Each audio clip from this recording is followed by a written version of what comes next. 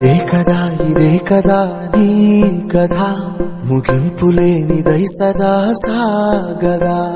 ఇదే కదా నీ కథ ముగింపులేనిదై సదా సాగదా.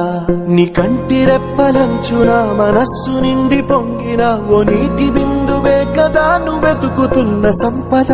ఒక్కొక్క జ్ఞాపకానికి 100 ఏళ్ల ఆయువుందిగా, ఇంకెన్ని ముందు వేచనో అవన్నీ వెతుకుతూ పదా.